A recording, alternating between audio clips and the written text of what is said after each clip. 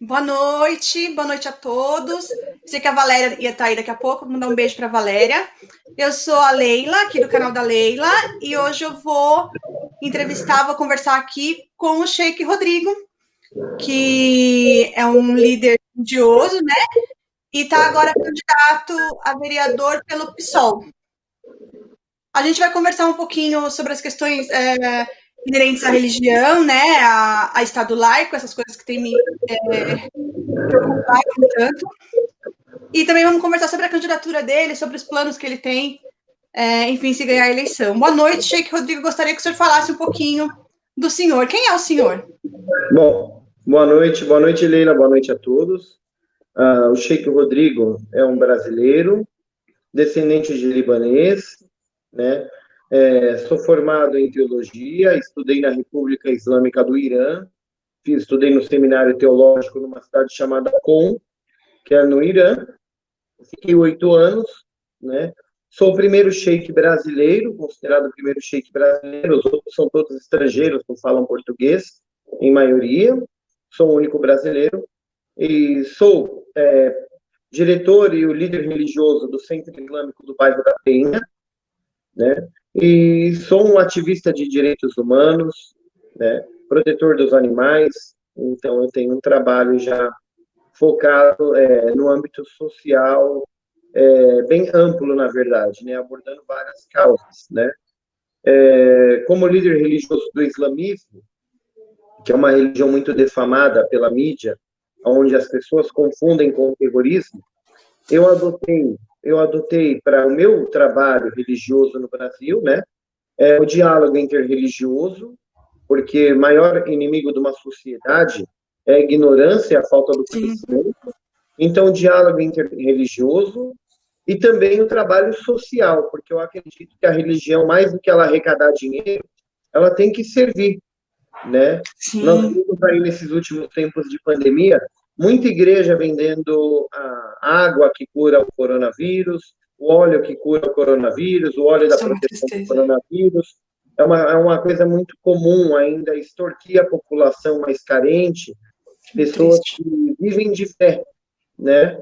E eu sou contra esse tipo de ato. Então, eu acredito que a última coisa que precisaria de alguma ajuda financeira nessa pandemia é a religião, a não ser que prestasse um trabalho social como o Padre Júlio Lancelotti, que realmente, mais do que uma igreja, é uma prestadora de serviços, né, no lugar da prefeitura. Então, tirando isso, eu acredito que a religião ela vem para ajudar, ela vem para unir.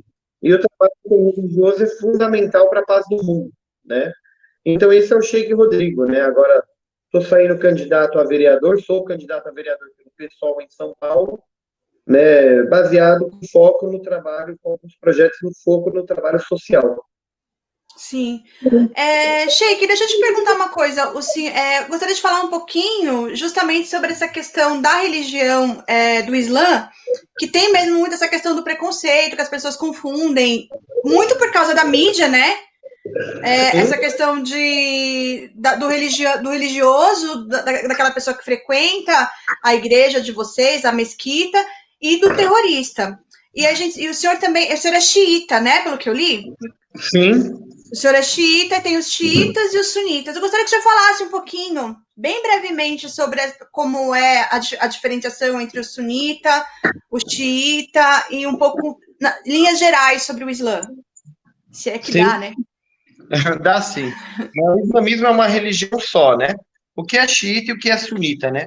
Xiita é aqueles que seguiram, depois da morte do profeta Maomé, a família dele. E sunita é aquele que seguiu os companheiros dele como referência após a morte dele, né? Então, nada mais é que isso, mas são duas ramificações do islamismo. Vamos dizer que é como o católico e o ortodoxo. Sim. Né? Para simplificar, né? Mas a associação do islamismo ao terrorismo, na verdade, é uma falha dos próprios muçulmanos, porque o islamismo é a religião que mais cresce no mundo, né? Sim, sim. Ela vem crescendo grandemente, principalmente na Europa e Estados Unidos. Ela é a religião que mais cresce no mundo. Agora, o que faz essa religião crescer tanto e, ao mesmo tempo, ser tão manchada, né? Na verdade, o islamismo é uma religião política, ela tem um sistema político, ela tem uma forma de trabalhar, diferente da maioria das outras religiões que não trabalham com a política, né? E esse Entre crescimento... aspas, isso bem entre aspas também, né? Porque Sim, hoje em claro, dia a gente está vendo aqui que... ninguém vive sem política, né? É, Então, tudo é política. Então, o que acontece? O crescimento do islamismo, ele meio que amedronta alguns países como Estados Unidos, alguns países da Europa, com medo de ser implementado dentro da Constituição ou do governo, aquilo que chamam de Sharia islâmica, né, que é as leis islâmicas, né? Então, na verdade, isso daí causa o quê?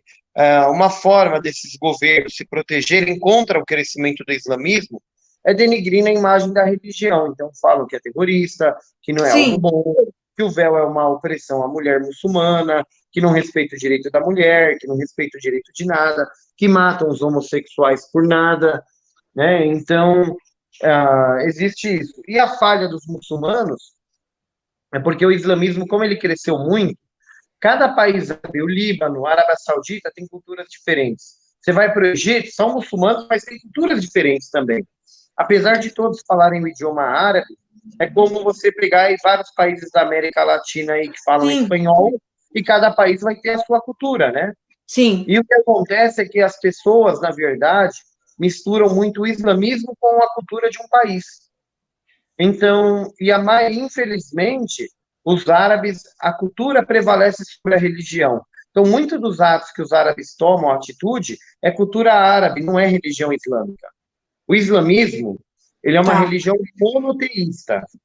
Significa o sim. quê? Deus é um. Um Deus só. Aham. Esse Deus não só, esse é o mesmo Deus, tem que ser o mesmo Deus do judeu, tem que ser o mesmo Deus do cristão, tem que ser o mesmo Deus de Adão e Eva, de Abraão, de Moisés, de Noé, Sim. de Jesus e de Maomé. Eles têm a mesma raiz, né? Tem a mesma raiz, exatamente. Então, quer dizer, o islamismo nada mais é que uma religião que veio 600 anos depois do profeta Jesus, que não veio negar Jesus. A única coisa que o muçulmano não acredita é na crucificação do profeta Jesus. Sim. Nós acreditamos que ele está vivo, que ele foi elevado aos céus e que ele volta no fim dos tempos, né? Agora, todos esses atos que as pessoas falam que é terrorismo, na verdade, está mais ligado à cultura árabe do que ao Islã. Mas as Acho que as pessoas... pessoas confundem por conta de ser lugares onde o sistema político acaba sendo uma teocracia. E em alguns Exatamente. países a gente tem aí o Estado laico, a laicidade do Estado, que teoricamente não mistura a religião com o Estado mesmo, né? Exatamente. Então, eu sou a favor do Estado laico. Eu sou Sim, totalmente contra. Eu não quero um país islâmico. Eu vivi 8 anos no Irã sim. e eu acredito claro que acredito em progressos no país, mas eu não acredito que um país islâmico é a solução para o mundo, como não acredito que um país País católico, cristão, país evangélico. eu acredito que o país laico, principalmente o Brasil, é a melhor opção de vida para todo mundo, né? Porque o Brasil é miscigenado, tem uma grande Sim, mistura. abarca todas as crenças e não crenças também, né? Exatamente. Então, eu sou a favor de um país laico, onde viva os muçulmanos, mas viva o cristão, viva o evangélico, viva o da Umbanda, do Candomblé, Sim, o índio, cada um com a sua crença, né? Isso é o bonito do nosso país. Eu com sou a certeza. favor disso, né? Então, assim, o islamismo ele se manchou um pouco por falta de atitude dos muçulmanos também. Porque Certo. como primeiro sheik brasileiro, eu tomei uma postura do quê? O meu trabalho, o foco do meu trabalho é o trabalho social.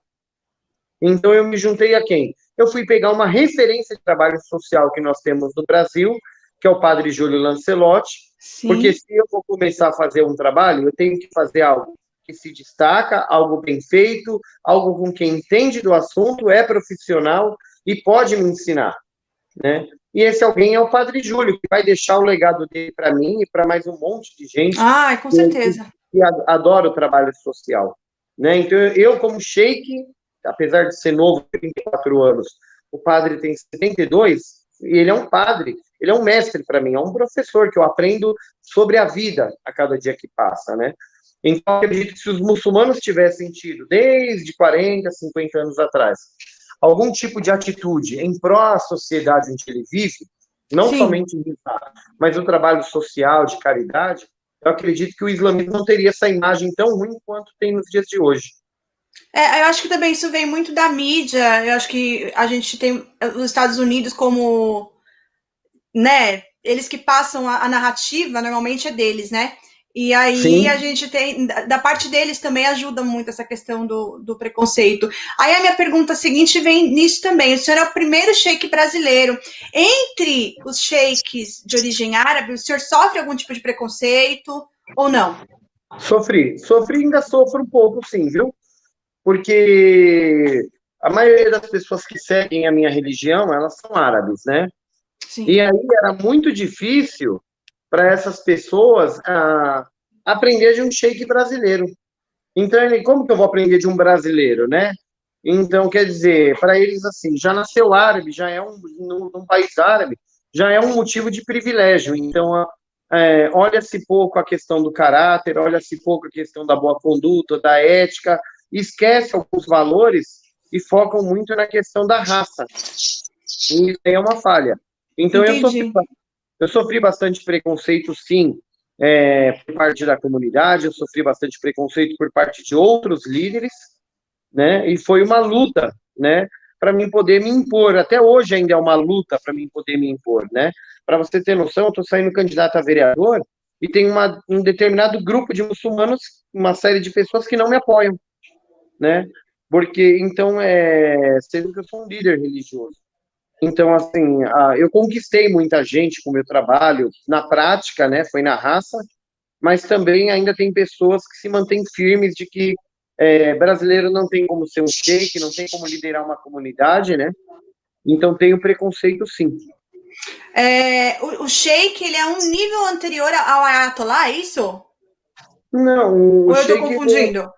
não, todos ayatollahs são sheiks também, Ah, né? tá, O, entendi. o ayatollah, ele é um nível muito superior, ele é um nível muito superior, né, dentro do islamismo, né? São as pessoas que têm o mais alto nível de conhecimento, né? Por exemplo, eu, como líder religioso, eu devo seguir a jurisprudência de um ayatollah. Sim. Mas o ayatollah, ele já chegou num nível tão alto que aí ele não segue ninguém. Olha os Entendi. passarinhos. Tô escutando. Eu tô ouvindo, mas não tem problema não.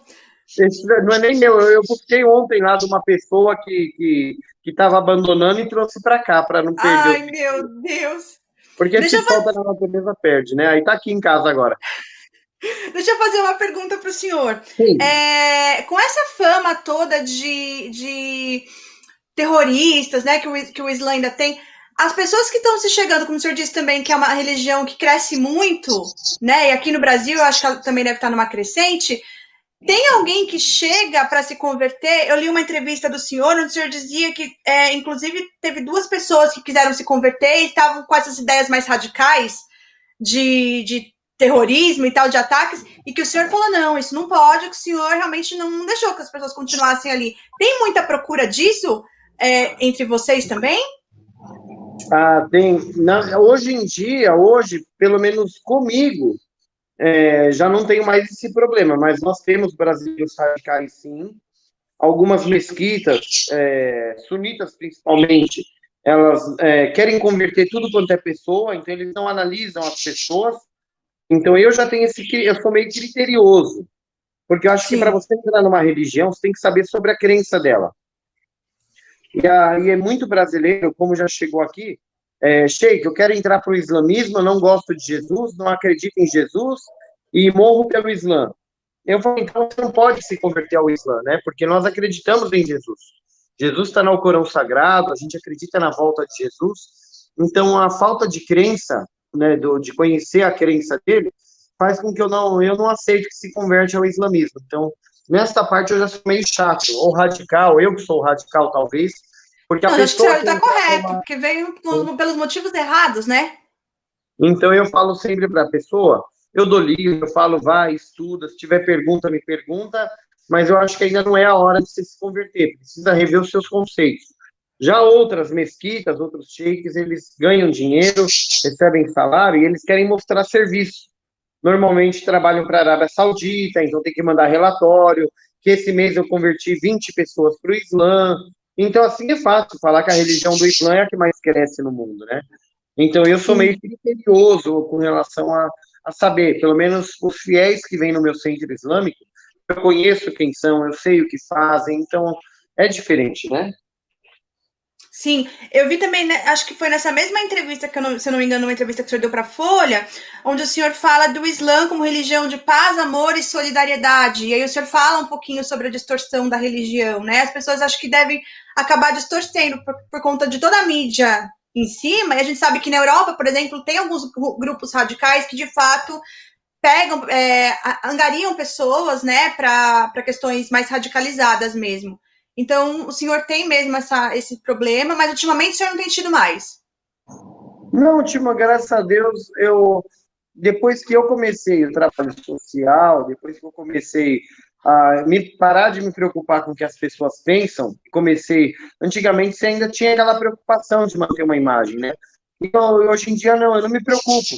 Eu pego o cachorro da rua, eu me viro, eu ajudo o mendigo, o morador de rua, eu vou nas comunidades, eu ajudo com o que eu posso, né?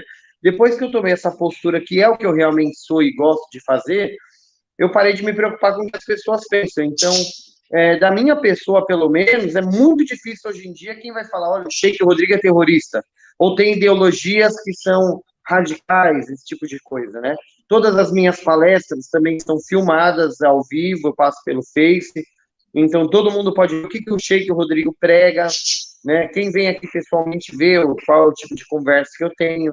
Então, na verdade, graças a Deus, eu estou me tornando, no Brasil, pelo menos, isento dessa má fama, né? Que bom, isso é ótimo. Deixa eu fazer uma outra pergunta para o senhor.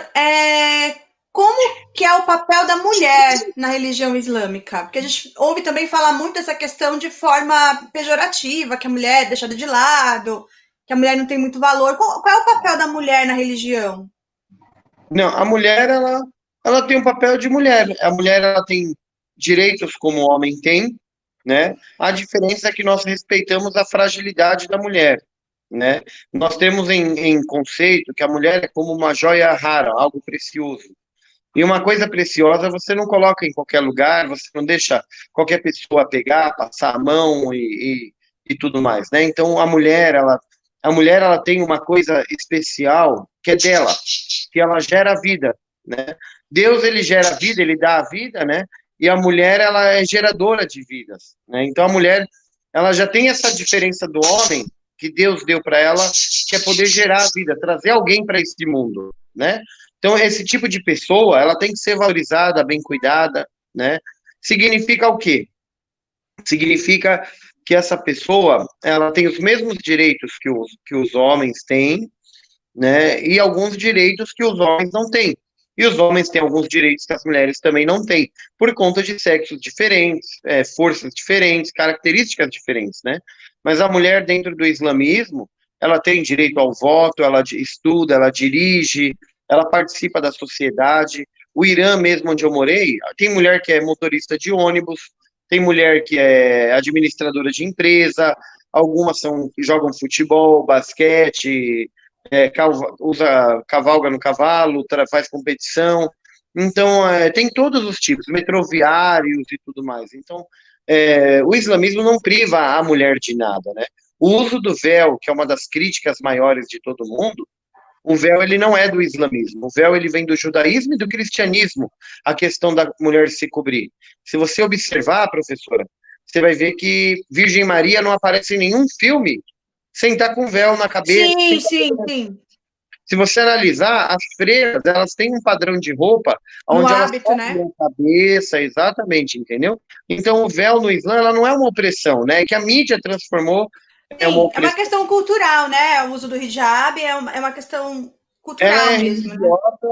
Ela é religiosa e dentro de alguns países que são repúblicas islâmicas, o uso do véu na rua, em via livre, em via pública, ele se torna obrigatório. Até para aquela mulher que não é muçulmana e que está indo de turista no país. Sim. Então, a questão do véu de virar uma opressão, partiu de mulheres que, por exemplo, no Irã, mulheres iranianas que são contra o uso do véu, não querem usar o véu, mas querem ter o direito de circular na rua sem o véu. Então, quer dizer, aí eles falam, a mídia passa que isso é uma opressão. A Maria, ela não quer usar o véu, mas na rua ela é obrigada a usar, né? Mas a gente tem que analisar, cada país tem uma regra, né? O Irã é uma república islâmica, na constituição dele fala que na via pública a mulher deve usar o véu, assim como o homem também não pode em via pública no Irã, no caso onde eu morei, usar camiseta regata e bermuda na rua. É a constituição do país, então não está discriminando a Certo. mulher, também não está atacando o homem, né? Mas por questão, é a ideologia dele, por meio social, onde todo mundo pode circular na rua com respeito, deve existir um padrão das pessoas. Então, assim, tem grupos que falam isso é tirar a liberdade da pessoa, né? Então, depende muito do ponto de vista que você vai ver. É como uma mulher que ela não é muçulmana e ela vai viajar para a Arábia Saudita. Então, a embaixada da Arábia Saudita, ela vai avisar a Leila, olha, você vai para lá, é um país islâmico. O uso do Tem que véu é usar hijab. obrigatório, entendeu?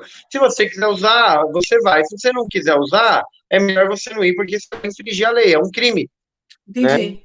O Brasil, graças a Deus, é um país laico, livre. Então, tem muita mulher muçulmana que só usa o véu, porque o véu é uma coisa pessoal dela com Deus, né? Então, o que Sim, acontece? sim. Tem muita mulher muçulmana que ela usa o véu só para vir na mesquita, depois ela tira, né? Não seria o correto, mas é a vida pessoal dela. Nem o sheik, nem ninguém tem direito de se intervir, né? Então é uma Certo. coisa dela com Deus. Tem outras que já usam o véu 24 horas e por aí vai. Certo. Outra coisa, falando desse lance de laicidade do Estado, eu particularmente tenho visto com muita preocupação essa coisa de quererem transformar porque tem que colocar um ministro do STF terrivelmente evangélico, né? No caso, nem o Islã, né? São os evangélicos mesmo. Um terrivelmente evangélico no STF, porque o pessoal, principalmente da ala evangélica, querendo que a gente vê falas da ministra Damares Alves, por exemplo, falando que o Brasil vai ser do Senhor Jesus, bom, entre tantas coisas que querem transformar o Brasil numa república evangélica, na verdade, né, atualmente. E aí Isso é eu um vi, perigo. então isso é um perigo, isso é uma coisa que eu fico muito preocupada, porque eu acho que a laicidade do Estado, como a gente falou lá no início, é uma coisa essencial, né, por causa da nossa pluralidade e civilidade mesmo, né, para que abarque todas, contemple politicamente também todas as religiões e não religiões, no caso. E aí eu estava vendo aqui no plano no seu, o senhor tem uma espécie de vaquinha, né, aberta, eu estava vendo no seu plano a criação de um conselho municipal de líderes religiosos. Eu queria saber como funcionaria essa reunião de líderes religiosos, esse conselho de líderes religiosos. Qual que é o intuito dele? Tá, vamos lá. Nós estamos num país laico, né? Aonde o líder religioso ele não é uma, ele até hoje ele não é considerado uma profissão, né? Ele é uma profissão e não é uma Sim, profissão sim, sim. formalizada. Eu, como líder religioso, eu não me sinto como uma profissão de um líder religioso. E se eu estou num estado laico, né? O líder religioso ele não tem que ser ter privilégios, ele deve ser um trabalhador como qualquer outro, né? Então, quer dizer, primeiro, o Conselho Municipal de Líderes Religiosos, ele deve ser formado por todos os tipos de religiões que vivem na cidade de São Paulo, independente de representar um grupo pequeno ou grande, né? Tá. Essa é a primeira nota. A segunda nota, a intenção é registrar todos os líderes religiosos. Significa o quê? Toda igreja, todo lugar que tiver CNPJ, que prega a palavra de Deus e prega, não importa qual for a religião, precisa ter um responsável, porque a religião, ela é uma das bases da sociedade. E ela forma pensamentos, ela forma caráter. A gente vê um monte de evangélico fanático que tem aí pela rua. Por quê? Porque as igrejas, descontroladamente, extorquiram dinheiro, fizeram a cabeça e deixaram Sim, algumas pessoas. o poder do discurso é muito forte. É muito forte. Mexem com a fé da pessoa, que é o psicológico, né? Então, o que acontece? Tem que ter um responsável por isso, né? Então, como que eu posso fisicamente fazer uma maldade para você e pagar com a justiça? Agora, psicologicamente, tem que ter um responsável. Então, se Entendi. eu prego um discurso de ódio dentro da mesquita, por mais que lá fora eu fale palavras muito bonitas e pregue um discurso de ódio vida. Os meus seguidores, eles vão sair por aí, né? O sheik, ele fala na paz do mundo, mas na mesquita ele fala que o cristão tá errado, o judeu tá errado e ninguém presta. O que presta é a gente.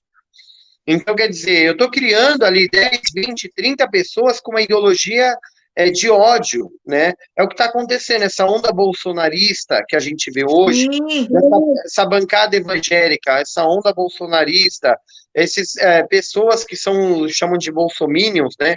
Que, em verdade, se você olhar as manifestações a favor do Bolsonaro, são evangélicos com a bandeira de Israel, Estados Unidos, e falando que o Brasil está acima de tudo. Bem patriota. São pessoas que não raciocinam o que estão falando e o que estão fazendo. Então, são pessoas de massa que manipularam a cabeça deles. Então, o que acontece? Eu sou contra, sim, esse aumento ridículo de número de evangélicos no ministério para comandar o país, porque dentro de um Estado laico, se eu ganho para vereador, o Islã não tem que estar acima de tudo. É claro que você pode criar uma lei que beneficie direitos da religião, não só da tua, como qualquer outra. Isso não impede, é um Estado laico. Porém, quando você usa o fundamentalismo da tua religião para querer, com uma canetada, que é o que o ministro faz, mudar a vida das pessoas baseado na tua religião, isso deveria ser um crime dentro do Brasil. Então, uma bancada municipal, ela vai estabelecer o quê? Primeiro, união das religiões. Ela vai estabelecer regras e limites para líderes religiosos que assumem poderes públicos dentro da cidade para que proteja a população contra essas demandas religiosas de determinada religião que interfirem na vida dos outros. Se hoje eu tenho um ministro evangélico que, com a canetada dele, ele pode modificar a minha vida como muçulmano, isso deve ser um crime, deve ser um erro, a pessoa pode até perder o poder por isso. Então, essa é uma visão que eu tenho. Eu posso ser um sheik, um líder religioso do Islã, eu posso fazer minhas orações, eu posso ter o meu comportamento, desde que eu não venha trazer as leis islâmicas para a Câmara Municipal de São Paulo. Então, sim, entendi. E é o que tá acontecendo, é o que não acontece com a bancada evangélica. Eles trazem o fundamentalismo religioso para dentro da Câmara Municipal, Câmara dos Deputados, Senado e agora até na Presidência da República, né? Então, mas de uma forma muito marota, ele tá usando isso. Ele percebeu, né? Porque ele não é cristão porcaria nenhuma, mas ele percebeu. Não, as atitudes da pessoa, né? Fala quem é o verdadeiro cristão, né? Não é a boca que fala, as atitudes falam, né? Sim. Mas ele percebeu que é um apoio importante, é um apoio numeroso e está agradando esse pessoal todo. E, enfim, eu acho muito importante, como o senhor está falando, o que eu procuro fazer aqui no meu canal é um diálogo entre pessoas religiosas mesmo, até para a gente poder entender um pouco mais do que as pessoas pensam e para poder ver mais essa questão de não se misturar, né, religião e Estado, que eu acho isso muito danoso. O efeito deletério disso a longo prazo é muito grande, é nocivo mesmo. E aí eu fico pensando assim, será que é legal quando você se candidata a algum cargo, quando você está em algum cargo, trazer a sua premissa religiosa, por exemplo, o pastor concorrer como pastor, que nem a gente tem, né? O pastor Marcos Feliciano, ou então o Sheik Rodrigo. Será que não seria legal concorrer? Ou você acha que isso não interfere em nada? Não, porque é a minha profissão, igual tem o doutor fulano, médico fulano. Certo. A religião... Por isso é importante profissionalizar. Exato. A religião tem que ter uma profissão no nosso país. O líder religioso, assim como o médico tem o CRM, não sei, o advogado tem o OAB, o líder religioso tem que ter um registro no governo, sim, ele tem que responder pelos atos dele, sim. Os maiores crimes que um líder religioso pode fazer, eu acredito que são dois. Um é a responsabilidade dele para com o povo dele, a palavra que ele prega, porque ele tá colocando em risco, dependendo do que ele prega, a cultura de uma sociedade. E isso é um risco. Quando a gente está vendo isso agora com tanto templo de religião africana sendo destruído por evangélicos. Exato. Por quê? Quem que prega essa ideologia? É do nada ou tem alguém que está ensinando algo desse gênero? Então, esse tipo de controle é necessário, sim, para que você vá numa igreja, investigue, ouça o que está sendo dito e possa estar abordando com provas como crime. Aí você vai ver quantas transmissões aí nego vai estar fazendo. Por quê? Porque hoje em dia estamos na era digital. Com o celular filmando, você prova o que a pessoa está falando, né? Sim, com Então, certeza. quando você comete um crime de intolerância religiosa, não é só uma pessoa que não é líder que ofende outra. O líder religioso tem que responder com intolerância religiosa quando ele prega para os fiéis dele intolerância religiosa. O crime dele deve ser mais pesado do que os outros Concordo. líderes. Agora, para isso, nós precisamos profissionalizar os líderes religiosos. A partir de hoje, você é uma profissão. É o sheik, é o pastor, é o padre, é o pai de santo, é o membro kardecista, não importa quem for. Até porque em alguns lugares a prática é isso mesmo, né? Ele fica ali disponível 24 no horário comercial, na maioria das vezes, faz visitas em outros horários. De fato, é isso mesmo, é uma profissão.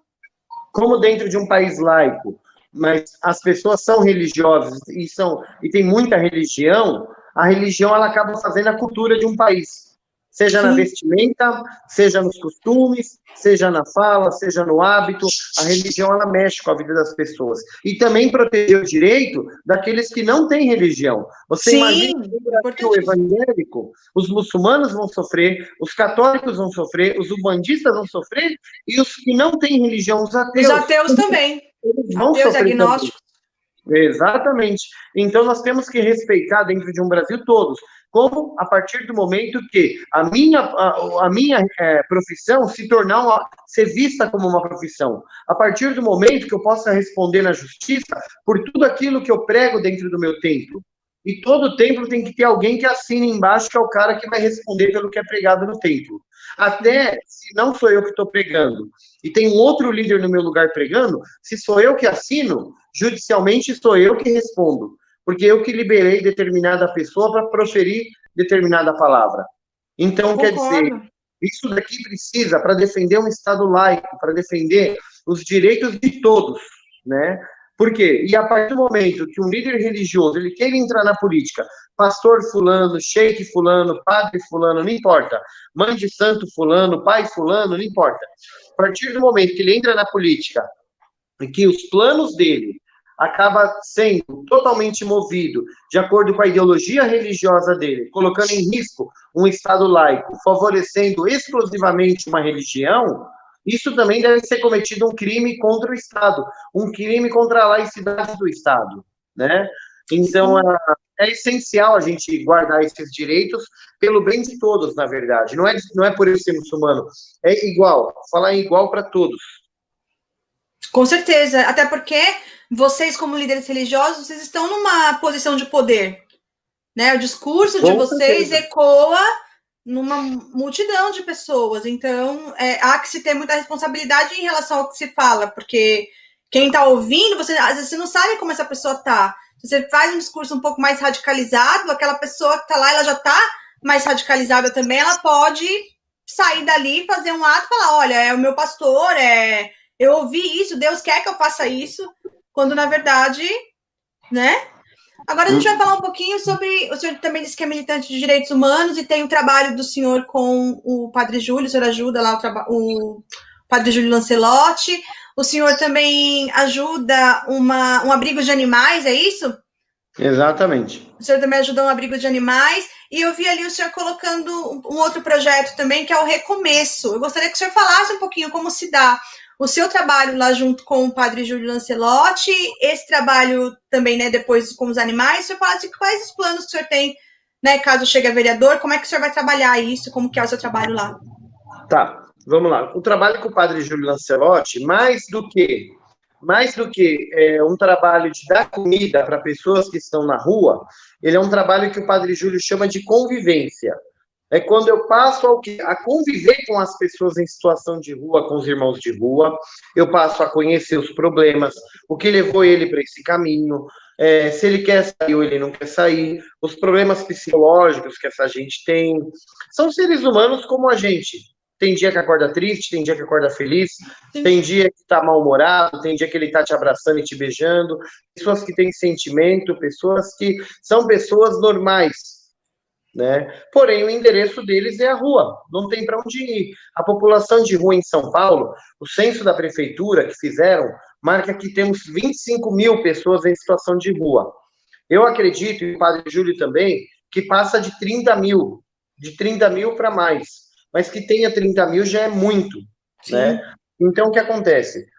A prefeitura tem a questão do abrigo, ela tem a questão de dar um café da manhã, de dar um almoço, dar uma roupa, algum tipo de assistência social que cada dia que passa vem diminuindo, em verdade, né? O fundo social, essa verba, ela vem caindo. Agora, cada pessoa em situação de rua na cidade de São Paulo, segundo a prefeitura, ele custa R$ 1.500 para o cofre público. Mas não chega esse valor na mão de um morador de rua em benefício, entendeu? Eles vivem com o mínimo, e como o Padre Júlio fala, não tem direito à escolha. Se você der um copo usado para ele, ele vai usar um copo usado. Ele não tem nem direito de escolha nas coisas que ele quer para a vida dele, né? Ele não tem direito de escolher onde ele quer ficar, porque ele precisa ver aonde ele consegue ficar sem importunar alguém ou sem ser importunado. Então, essas pessoas em situação de rua precisa de pessoas que, para lidar com esse tipo de pessoa, em situação de rua, em comunidade, você tem que gostar de ser humano. Não é qualquer político que vai chegar e vai mexer com essa gente que vai estar bem. Não é qualquer projeto.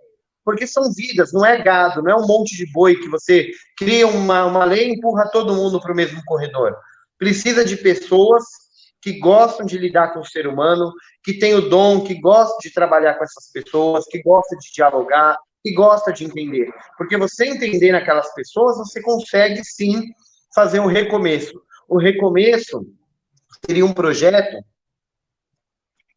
mais do que a prefeitura dá de comer, ela dá oportunidade de ter vagas para pessoas em situação de rua na universidade, ter vagas para que essas mães ponham essas crianças na creche.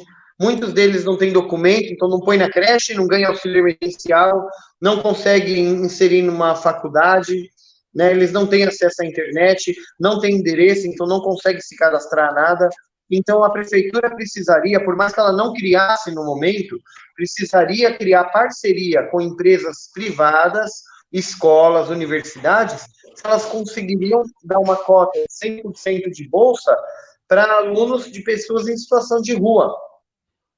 Porque se ela ingressa, eu conheço algumas pessoas que estavam em situação de rua, que hoje já estão inseridas no mercado de trabalho, tiveram oportunidade de alguém apadrinhar elas para entrar numa faculdade ou num curso. Eu conheço gente que estava em situação de rua, que fez um curso de enfermagem, auxiliar de enfermagem, e hoje trabalha no hospital e paga o aluguel e já saiu da rua. Então, o recomeço é você tratar o ser humano, cada um. Não é fazer, todo mundo vai fazer curso de cabeleireiro. Não é uma coisa generalizada. Sim. Você entende? Porque essa geração são seres humanos, eles têm sentimentos como a gente. Eu não me imagino cortando cabelo. E se eu tivesse em situação de rua, é claro, eu não sou um retardado. Se tiver oportunidade e eu não tenho outra opção, eu até faço. Mas são vidas, tem sentimento, tem tudo.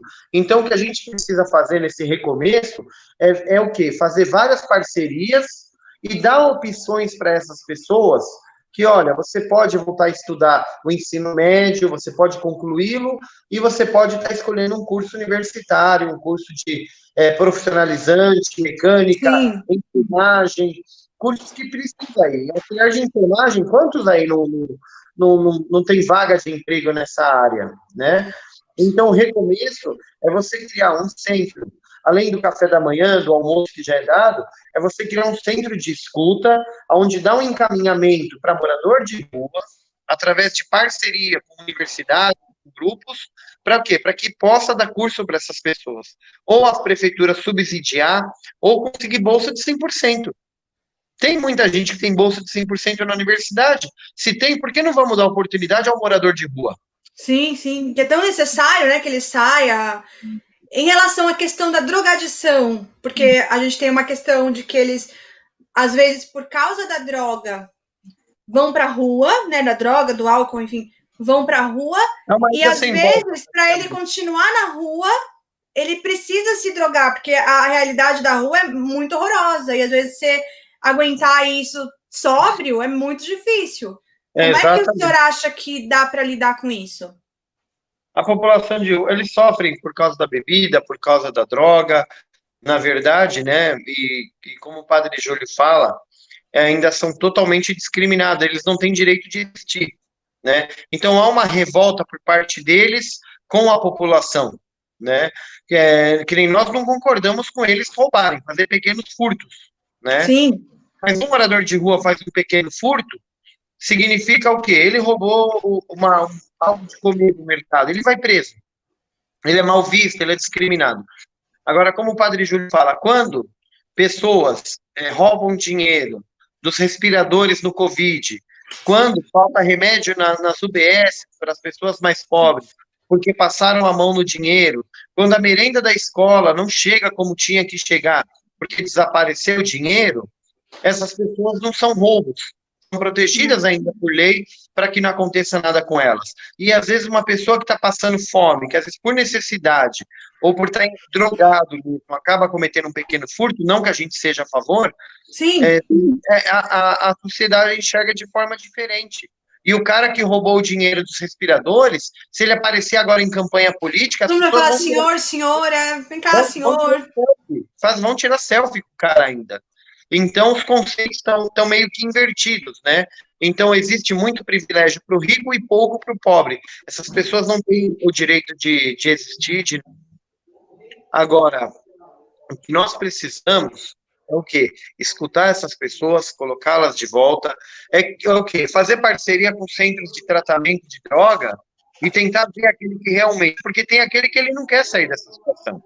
Porém, você precisa ter planos efetivos de cura, porque, assim, eu garanto para a senhora que se a senhora tiver que morar na rua e dormir no abrigo, a senhora não vai querer dormir, porque o banheiro é entupido, porque não dá... Claro. Porque tem percevejo na cama, porque tem pulga na cama, porque você tem seu cachorrinho, e seu cachorrinho é obrigado a ficar na rua, se você quiser dormir lá dentro, porque se você tiver uma carroça, você não tem lugar para estacionar ela e deixar ela, então você é obrigado a dormir na rua com a tua carroça, com o teu cachorro. Então, quer dizer, é tudo muito competitivo para que eles não estejam inseridos na sociedade, né? Então, por isso, muitos vão acabar o quê? Preferindo, mesmo assim, ainda dormir na rua, né? Então, precisa ter política pública que vai escutar, que vai ouvir, que vai tratar com amor e carinho para poder tirar a pessoa daquela situação. Para isso, você precisa ter boas parcerias com ONGs. Eu sou muito a favor das ONGs, eu acredito que elas fazem um trabalho excepcional. Então, parceria com ONG, parceria com instituições que cuidam de pessoas alcoólicas, grupos alcoólicos anônimos e tudo mais, desde que seja tratado com carinho e dignidade, para você pulando, você precisa ter uma política pública, né? Que eu não. Tá cortando um pouco o seu áudio, Sheik. Oi? Tá cortando um pouco o seu áudio. Para falar, dá para ouvir? Dá, agora dá. Para falar, tá. Para você falar que essas pessoas não querem sair da rua, você precisa ter programação, oportunidade para que elas saiam da rua. Aí você pode julgar que a pessoa quer viver nessa vida, né? Mas a partir do momento que nós não temos, então significa que essas pessoas estão... A rua ainda é a melhor opção para elas. Sim.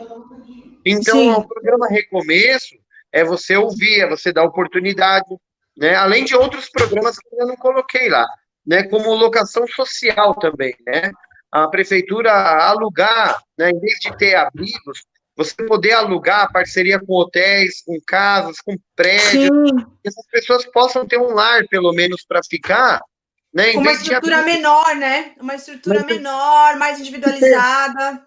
Que seja o lugar dela, né? Que ela possa sair para a rua para trabalhar e o cobertor, a mala dela vai ficar dentro da casa dela, até ela poder se reerguer, né? Então, a locação social é necessário, renda básica municipal, que é um dos planos do PSOL, porque a gente sabe que agora o auxílio emergencial vai acabar, o Boulos, o PSOL tem com a Erundina, tem um programa que hoje o Boulos apresentou até à imprensa, né, que é o renda básica, né, que vai municipal, dar né? Municipal, exatamente. De 200 a 400 reais para 1 milhão de famílias, né, que vão ser beneficiadas na cidade de São Paulo, 1 milhão de famílias que podem receber de 200 a 400 reais, né? Que quer ou não é um dinheirinho que ajuda muita gente, Sim, ajuda. mas é fixo, é permanente, entendeu? Isso faz o combate à pobreza, ajuda o combate à pobreza, não é da esmola, porque isso vai gerar o comércio. Não, é uma renda básica cidadã, né? Exatamente. Ele vai gastar com a manicure, vai gastar com o padeiro, vai gastar com o açougueiro, vai gastar no mercado do bairro. A economia, né? Exatamente. O dinheiro gira, alguém vai precisar de mais funcionário, por aí vai. Né? Então, são planos. É um círculo virtuoso, né? Exato. A cidade de São Paulo está muito abandonada, principalmente na comunidade, nos bairros mais pobres, na periferia.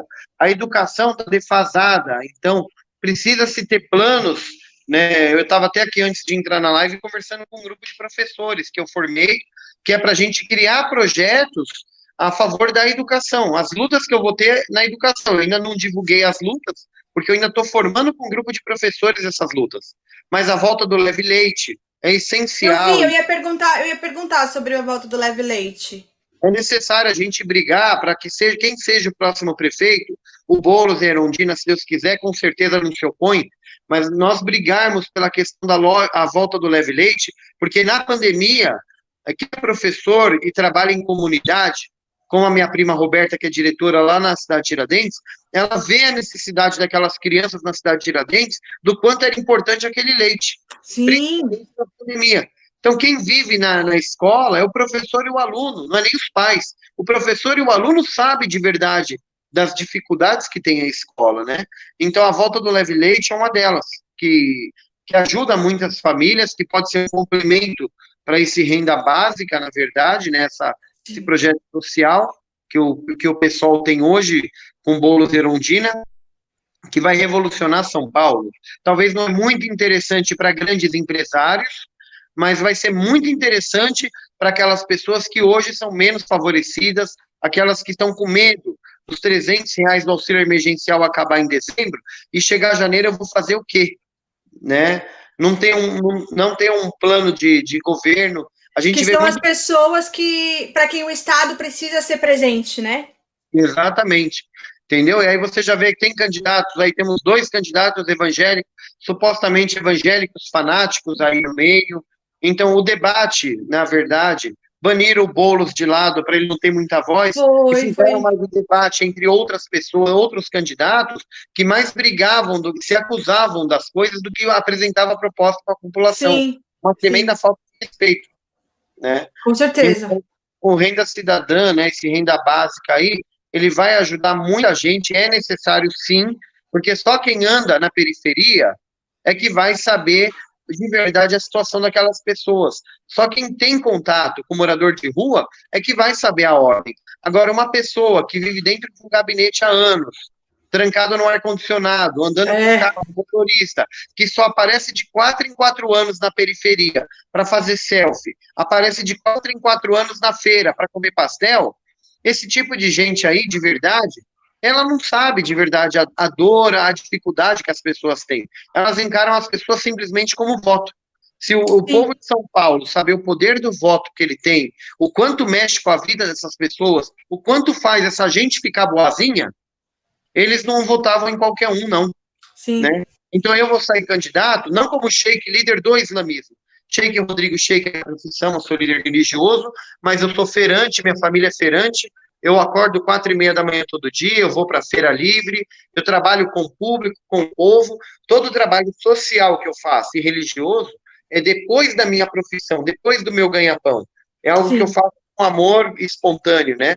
E o trabalho com o Padre Júlio, além de tudo, é uma quebra de barreira no combate à intolerância religiosa, mais do que caridade, mais do que um trabalho social. Porque todo mundo está vendo um padre unido, né? Por que não tem 10 padres unidos ao Padre Júlio, né?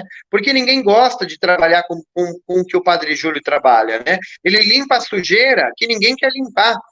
Então, quer dizer, não tem. E por que outros sheiks não trabalham comigo bem no trabalho social, né? Porque não é conveniente, não dá ibope, não é lucrativo, é cansativo, é desgastante. Você lidar com tristeza e notícia ruim todos os dias. Não é algo prazeroso para minha alma, porque eu gosto. Mas se você olhar bem cético, a olho nu, Sim. dia é um que perdeu o olho, o outro que está ficando cego, o outro que está com carrapato, o outro está com sarna, o outro está doente, o outro não tem remédio, cada um tem uma situação. Se lidar com tristeza todo dia, é problema todo dia. E os problemas trazem uma despesa financeira que às vezes você até não tem, aí você pega o cartão, passa no cartão de crédito, parcela, você tenta ajudar, né? Então, não é conveniente. O trabalho entre eu e o Padre Júlio é algo que quebra, mais do que ajudar, a gente quebra essa barreira de que católico não gosta de muçulmano, Sim. católico, né? Essa visão de que muçulmano odeia cristão, odeia Jesus, essa ideia vai quebrando aos poucos, né? Porque um padre e um sheik, o que faz um padre e um sheik, né? Nós fazemos caridade, nós trabalhamos, praticamos a nossa religião, as duas religiões pregam a mesma coisa, porque Deus é único. Sim. Esse Deus, ele ensina o amor, ele ensina a tolerância, ele ensina o respeito, ele ensina a caridade, ele ensina a doar seu tempo, que é o que você tem de mais valioso na vida, né? Então, esse é o trabalho que a gente faz. E na prática, não com discurso, com palestras. Tem muito líder religioso que fala do bem para a humanidade, e na prática mesmo, quando chega nos seus templos, são hipócritas, na verdade, né? Sim. E eu vou para a comunidade, eu atendo, eu converso, eu convivo, o Padre Júlio todos os dias está com essas pessoas em situação de rua, sai de madrugada, vai olhar o que tem, vai resolver os problemas. Sim. Então é mais ou menos isso, Leila. Sim. Em relação aos animais, o senhor também tem algum projeto? Está montando alguma coisa? Hoje eu apresentei o meu plano, né? Hoje eu apresentei formalmente, eu divulguei nas minhas páginas. No Twitter eu ainda não coloquei, vou colocar também, né? Os projetos que eu tenho para a questão dos animais, né? Os animais, principalmente na pandemia, muita gente jogou seus animaizinhos, seus cachorrinhos para fora. E principalmente em rodovia, que é um crime. Eles jogam nas rodovias, abandonam o animal e saem correndo com o carro. E o animal corre na rodovia que nem doido até uma atropelado. Determinada e a tendência é ser atropelado e morto. Aí acabou o problema, supostamente, né? Mas tem muito animalzinho que está sendo abandonado na pandemia. Dobrou também o número de cachorros abandonados, principalmente. E as ONGs estão cheias até o teto de cachorro. Não tem mais como pegar, não tem recurso, não tem nada. Então, o que a gente precisa fazer é um programa de castração, mas não das pessoas fazer de bairro em bairro um programa de castração e castrar tudo que tiver, principalmente nas comunidades. Porque toda pessoa que é pobre, ela tem 2, 3, 4, 5 cachorros, porque o coração dela é grande. Sim. Elas compartilham do que não tem com os animais. Então, você precisa pegar as regiões mais carentes, que é onde tem maior o volume de animais, e castrar esses animais. Para você não ter uma carrocinha que mata, como ainda existe, infelizmente, legalmente não, mas a gente sabe que existe, nós precisamos criar programas de castração efetivos, que vai nas comunidades, que vai atrás das pessoas mais carentes, que essa população seja avisada antes, para depois não falar que vieram aqui eu não sabia. Você precisa criar programas, precisa ampliar. Eu vou sempre aqui fazer campanha nesses tempos, eu visito, e eu levo animais lá no hospital aqui no Tatuapé. Hospital de animais, público, né? Na Salim Faramaluf. E ali, todos os dias, atende somente 40 animais por dia. Mas a fila é mais de 100 pessoas ali, todos os dias, com a esperança e com animaizinhos que você corta o coração. Com animaizinhos doentes esperando um atendimento. Mas atende só 40 por dia. E ali tem mais de 100 animais por dia. E não é maldade no lugar, é voluntário que está ali. Não, E é um tratamento maravilhoso que eles têm lá. Para quem consegue o atendimento é maravilhoso. Entendeu? Eu sei porque eu pego o cachorro de rua, às vezes eu levo lá. A minha prima fica na fila, meu primo fica, a gente reveza. Eu tive uma vez um caso de uma gatinha que apareceu no condomínio e a gente levou a gatinha. Na verdade, foi uma amiga minha do condomínio que levou. A falta de recursos que eles têm não permite que eles atendam mais pessoas. Então, precisa o quê? Seja o prefeito, ou seja através de uma emenda parlamentar, você liberar grana para eles poderem trabalhar sem aquele sufoco das 40 vagas, para eles atenderem de coração, trocarem turno, fazer um hospital dia e noite público. Já existe hospitais públicos, precisa aumentar, porque tem muito animal aí. E muita gente abandona por não ter condição de cuidar. O ideal é que tivesse um em cada região, né? Um na Zona Leste, um na... né? O ideal é que tivesse um em cada região. Sim. Pelo menos, né? Pelo menos. E precisa ter o quê? Além de aumentar o número de hospitais públicos, precisa ter o programa de castração, precisa ter um programa mais amplo de vacinação, levar vacinação para as feiras livres, onde o pessoal vai na feira, já vacina o animalzinho. Precisa levar em lugar que o povo está. Não adianta fazer campanhas mentirosas em meia dúzia de lugares e falar que aconteceu. Tem que ser campanhas efetivas, não que não aconteçam, mas precisa ser mais intenso, porque é muito bichinho abandonado, é muito bichinho na rua, né? Precisa, além dos hospitais, da vacina, precisa castração, né? A gente precisa também ter remédios, uma linha de remédios para animais que seja gratuito, assim como tem no SUS, remédios básicos distribuídos gratuitamente. Remédio para verme, remédio para pulga, né, carrapato, esse tipo de remédio tem que ser... mais usuais, né?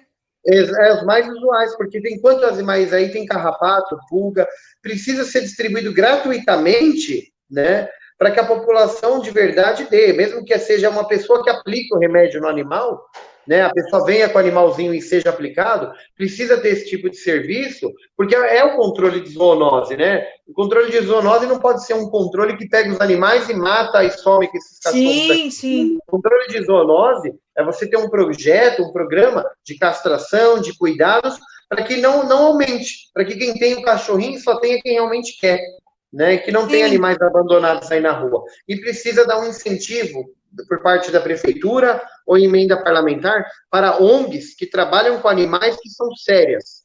Precisa dar incentivo para essas ONGs. Sim.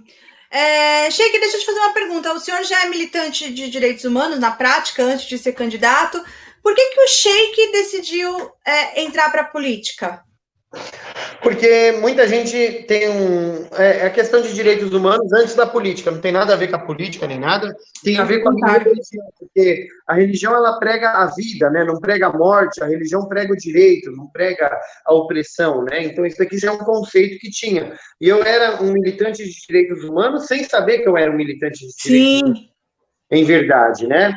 Então não é questão de defender o vagabundo, o bandido, não. É questão de olhar para a humanidade como seres humanos, né? Existe a justiça para julgar, para que a pessoa pague os erros dela, mas a gente tem que olhar as pessoas como humanos. A gente tem que defender um outro lado humano, né? E não endemonizar e jogar as pessoas no lixo, né? Descartáveis aí, né? Aí vão falar, e se fosse a tua mãe que alguém matasse alguma coisa? Sempre essa pergunta, que é senso comum. Pode acontecer, é uma fatalidade, de verdade. E a gente lamenta e tudo mais, né? Mas mesmo assim,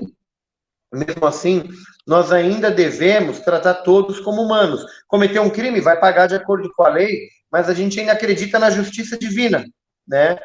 Então, eu trato todo mundo com igual, mas eu acredito que se a gente plantar mais amor, se a gente plantar mais dignidade para as pessoas, eu acredito que diminui, não é que vai sanar, mas vai diminuir. Mas o nosso sistema político é agressivo. É para as pessoas, faz as pessoas ter ódio da polícia, faz as pessoas ter ódio do professor, faz as pessoas ter ódio do médico, do posto de saúde, faz as pessoas ter ódio de tudo. É um sistema de ódio, né? Não é um sistema de amor. A gente está vivendo muito Agora, ódio. A questão da política, eu decidi entrar na política porque, assim, muita gente falou política é coisa suja. Para que você vai entrar? E a partir do momento que eu penso que a política é uma coisa suja, eu não enxergo dessa forma a política. Eu enxergo a política como o meio necessário de vida. Tudo que você vai comer, beber... É pela política. Até dentro da religião, tudo é política. Então, o que acontece? Eu não posso encarar a política como algo sujo, como algo que não é de pessoas do bem. Muito pelo contrário. Eu acredito que eu posso entrar e fazer um bom trabalho. Eu acredito que tem aí muita gente nova entrando na política com boa vontade que pode entrar e fazer um bom trabalho. O problema é que as pessoas gravam nomes de políticos antigos, né, e votam nele até hoje. Você falar num país onde o Collor, até hoje, ainda é um deputado, porque foi eleito com o voto do povo, significa o quê? Significa que as pessoas não se incomodam muito com a política, né? E aí acabam deixando a velha política, não. As pessoas tradicionais da política. Você fala a família Covas, aí você vai falar da família Garotinho, como agora no Rio de Janeiro a filha é candidata a prefeita, né? Aí você vai falar lá do Maranhão, da Sarney, a família Sarney. Parece que as pessoas votam pelo nome, não sei. Não na verdade, acaba sendo mesmo algo um tanto quanto hereditário, né? E assim, não existe saída fora da política, não tem saída para a vida, para o mundo fora da política. Nada vai mudar. Esse discurso antipolítica é muito perigoso. Ele é perigoso e ele é contraproducente para a gente também, porque não tem... Ele afeta a vida de todos nós. Né? Aquela pessoa que vota e aquela que não vota, ela é mais preocupante, ela não é mais santa. Ela preocupa mais, porque às vezes o não voto dela afeta a vida dela, da mãe dela, do pai dela. De todo mundo. Todo mundo. Então, é muito perigoso, né? É muito perigoso. Essa coisa da antipolítica, ela é muito perigosa. Exatamente. É muito perigoso. Então eu não vejo a política como um inimigo, eu vejo a política como solução, né? E eu falo, se eu entrar e não fizer um bom trabalho, daqui 4 anos, se eu tiver a cara de pau de pedir voto para alguém, pedir apoio para alguém, não vota, esculacha mesmo, vota para correr, mostra que a pessoa não tem chance, não fez um bom trabalho. A diferença é que a gente aqui no Brasil encara o político como um artista. O cara chega de carrão, cheio de segurança, todo mundo quer bater foto. Não, se você é um político, um vereador que seja, você é um servidor público. E um servidor público, assim como a mulher que trabalha na UBS, assim como o professor, eu sou um servidor público. Sim. E muito mais do que um servidor público, um representante do povo, das lutas do povo. Então, até o vereador é mais importante até que o prefeito chega a ser. Porque quem vai criar a lei, quem vai aprovar o orçamento, quem vai realizar as obras da prefeitura, quem vai escutar o povo nas demandas para correr atrás é o vereador, não é o prefeito. E as pessoas não se ligam, elas preferem não votar em vereador, esquecem que a importância de um vereador na cidade, né? E ele é o cara que tá ali perto, né? O vereador é o cara que tá ali perto, que tá ali às vezes no bairro, que saiu dali, que sabe quais são as demandas a maioria das pessoas ali. Para vereador. Então é assim, eu vou entrar na política, o meu número eu peguei 50171, porque 171 é o número que todo mundo grava, todo mundo tira sarro. Ó, o Sheik Exatamente. Foi totalmente estratégico, foi proposital, porque é um número que é muito fácil das pessoas gravarem, se torna gostoso, uma brincadeira, mas as pessoas gravam, quebra aquela barreira de que 171 é picareta, é malandro, né? Porque se a gente fizer um bom trabalho, eu vou quebrar essa barreira e 171 passa a ser uma coisa boa também, é outra revolução até no número, né? E mostrar para as pessoas que o número não faz o caráter da pessoa. Porque se não fosse 24, eu ia ser viado. Se fosse um 69, eu ia ser um safado. Né? Se fosse um 57, também ia ser ladrão, né? Assalto, armada. Então, o caráter da pessoa. Então, eu acredito que eu sou o único candidato político do Brasil que teve a coragem de pegar... De colocar 171. É perigoso, porque essa piada vai ter. Claro. Eu sou o primeiro sheik brasileiro. Se eu ganhar, vou ser o primeiro vereador sheik muçulmano na Câmara Municipal e ainda o primeiro político brasileiro a aceitar e adotar o número 171. 171. Porque eles têm medo. Eu tenho segurança naquilo que eu faço. Eu conheço o meu caráter. Não é um número que vai fazer eu modificar. Não é um número que vai tirar o meu caráter. É um número que vai apagar os meus projetos. Né? E talvez os meus projetos não são os melhores de todos, mas eu acredito que são os projetos que vai mudar a vida da periferia, das pessoas que mais precisam. O rico, ele também tem que ser respeitado nas políticas públicas, porque ele paga imposto como qualquer outro, mas ele não tem necessidade do SUS, ele não tem necessidade de uma castração gratuita, ele não tem necessidade de um monte de coisa, porque o dinheiro dele ele compra. Sim. Né? Agora, quem precisa de verdade dessas políticas são os mais pobres. E para trabalhar com pobre, você tem que gostar. Para trabalhar com trabalho social, para trabalhar com pessoas de baixa renda, você tem que gostar. O Boulos eu admiro pelo seguinte, o cara é filho de um médico, é classe média. O histórico dele é... Tudo. E o cara mora no Campo Limpo. Ele saiu da casa dos pais dele para morar no Campo Limpo, para morar num assentamento de sem teto, para viver aquela realidade do povo. Eu acredito muito nessa prefeitura do Boulos e da Erundina por isso, porque o cara ele é mal interpretado, como eu sou um sheik terrorista mal interpretado, o cara é mal também. né? Então ele tem aquela coisa de que ele é invasor e tudo mais, e não é bem isso daí, né? Então eu acredito muito que quem vive com o povo, quem tem um trabalho, Padre Júnior Lancelotti, você calcula esse cara, é um secretário de Direitos Humanos em São Paulo. Você imagina a revolução que esse cara não faz, com todo Com respeito. certeza. Com Ele certeza. sabe a dor. Ele Ele conhece, né? não vai deixar a GCM chegar e sentar o pau em todo mundo para Sim. pôr ordem na casa, né? Então não é assim que funciona, né? É mostrar que a polícia é algo do bem, é algo a favor da população, não é algo endemonizado pelos pobres, onde eles não podem. A polícia é contra a população e a população é contra a polícia, né? Tem muita Sim. coisa nisso aí. Então eu quero entrar na política, eu aceitei entrar na política, eu escolhi entrar na política, eu escolhi o meu número, porque eu acredito sim que eu possa fazer um bom trabalho. Eu não entro em briga para perder, eu não tenho costume de fazer um trabalho mal feito. O meu centro islâmico ele é pequenininho, eu gravo minhas lives, mas quem vem aqui dá risada, porque tem o Denis, que é meu primo, que me ajuda, me auxilia, e parece que eu estou num programa da Globo ao vivo. E eu falo, Denis, olha a câmera, olha o ângulo da câmera, e eu estou gravando com e eu brigo por causa do som, do eco da caixa de som, e eu falo da decoração, e eu falo de tudo, entendeu? Porque eu tenho o costume de, se eu vou fazer, se eu vou me propor, eu tenho que fazer bem feito. Bem feito. Eu falava, né? O meu avô falava, se você vai ser um gari, que as ruas que você limpa, que sejam as mais limpas, que tem um diferencial. E por onde eu passei na minha vida, a minha vida é bem polêmica, foi porque eu fiz a diferença, foi porque eu tinha opiniões próprias, foi porque eu não ia pela cabeça de ninguém, foi porque eu não me deixei corromper, foi porque eu peguei, tinha a minha opinião e minha ideologia, e eu tentava fazer as coisas independente da opinião dos outros, e eu acredito que na política também, para dar um freio nessa bancada evangélica, fanática, que está crescendo no Brasil, que se crescer mais e mais e mais, uma hora, vai violar os direitos que a gente tem, entendeu? Então, o que acontece? Precisa ter pessoas que vão dar esse freio, precisa de pessoas que vão dialogar. Se você tem direito como evangélico... Se a gente se conseguirem colocar a Constituição em prática, a própria Constituição já freia isso. Só que o problema é que eles estão querendo ultrapassar, mas a própria Constituição é clara, ela já freia. Exatamente. E eu não vou entrar, o Sheik Rodrigo é o nome, né, é a minha profissão, mas eu não vou entrar lá para pregar o islamismo, nem para praticar minha religião. Minha religião eu pratico para Deus dentro do templo religioso. Eu vou lá para trabalhar pela população, para honrar o meu salário. Aquilo que eu recebo para ser vereador é o quê? Quais são os meus dias de trabalho? Segunda a sexta?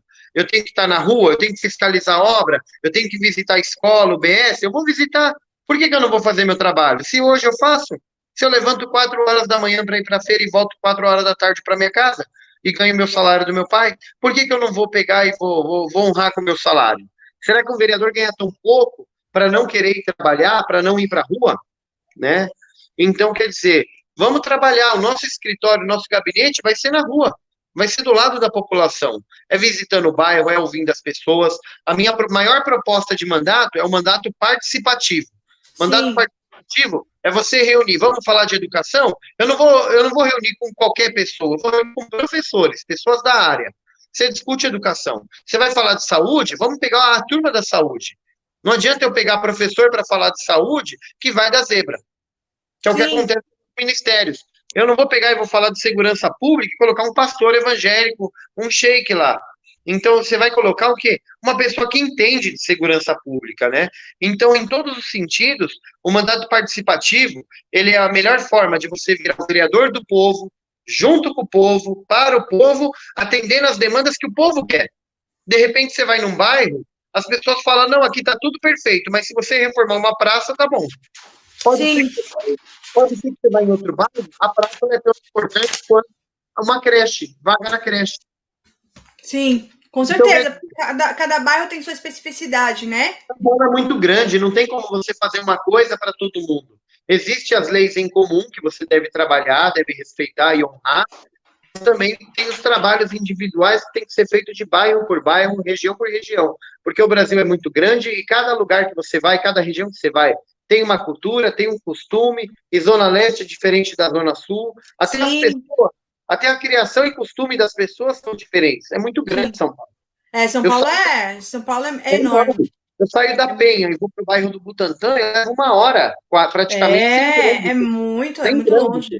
As coisas são muito longe umas das outras e os lugares são muito diferentes, né? Você tem no centro é uma realidade, nas periferias é uma outra realidade totalmente diferente.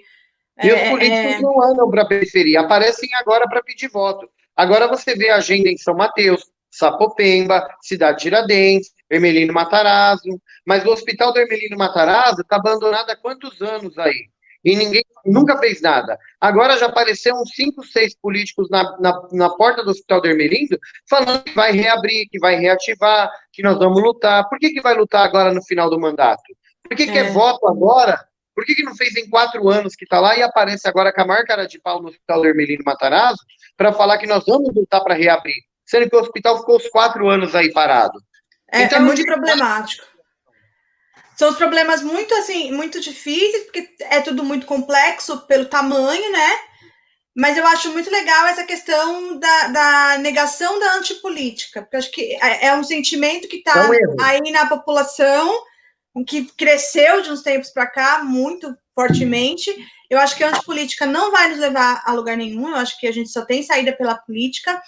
E é um erro muito grande, mas eu fico feliz de saber que tem, né, de ver que tem gente boa querendo entrar, gente que milita pelos direitos humanos já há muito tempo, que está pensando em olhar mesmo para essas pessoas.